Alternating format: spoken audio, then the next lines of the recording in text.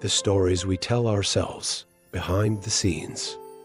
What if I told you that a painful event from your past, a loss, a heartbreak, a failure, only lived on because you kept thinking about it at that time?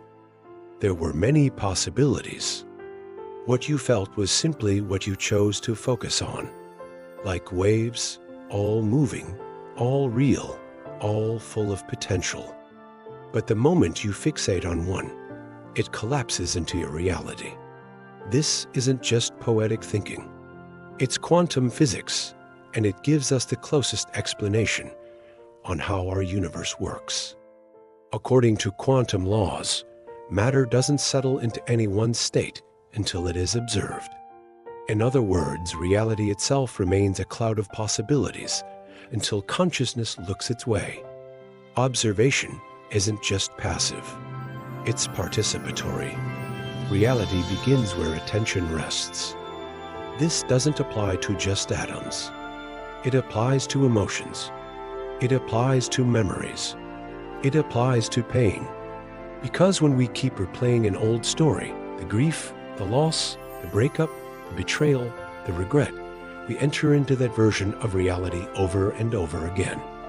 When my father passed away in 2007, it was a somber moment. He was 78 and been in ill health for a few years. He had been a larger-than-life figure to anyone who had ever met him. At the graveyard, you could feel the silence. Family, friends, relatives, all mourning my father in quiet disbelief. As his eldest child, I led everyone out of the graveyard, but something shifted in me as we stepped onto the road. A thought struck me so clearly, we shouldn't grieve anymore. We should celebrate him.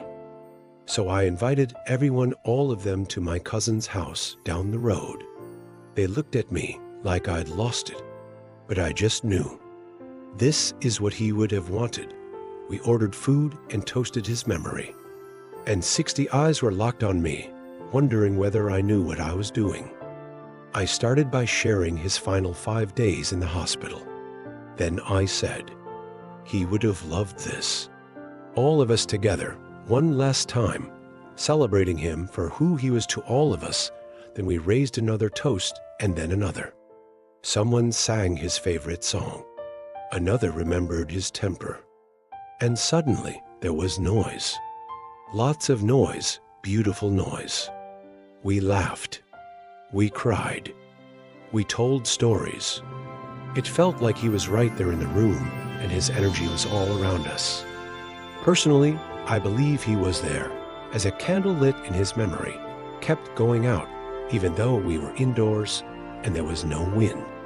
He was indicating his presence to all of us. That night, in those moments, something happened instantly. Grief left the room. Gratitude took its place. We thought of him not as someone who had died, but as a person we were still connected to. Death is the last frame of our physical journey on earth. It is inevitable, and to grieve is the natural reaction.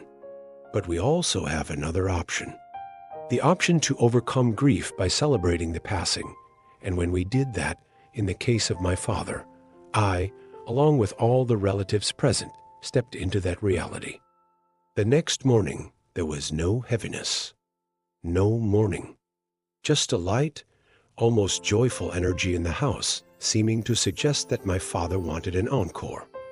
That shift, that conscious decision to observe love over loss, changed everything. That's the secret most people miss. Your trauma is never permanent. You just keep collapsing into the same version of the story. But the moment your concentration moves, the pain dissolves into potential. It still exists, just not in the version of reality you're living now. Your past cannot break you unless you keep concentrating at the same broken frame when you make a decision to change your now because you know you can. Your mindset evolves and your energy shifts.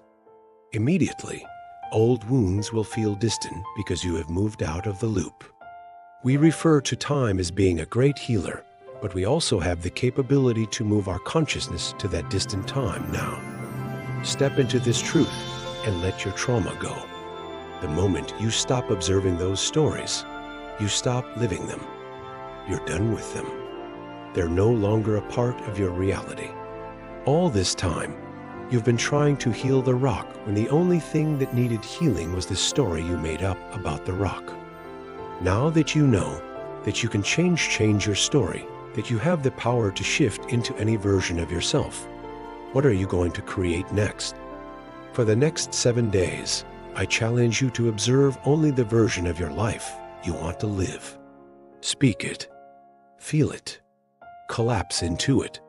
Let your old stories regain their original form and become waves again. You've got a new reality to write. If you identify with this message, leave a comment. I am now only an observer, and let everyone know. And remember, you have the power within you. Use it wisely.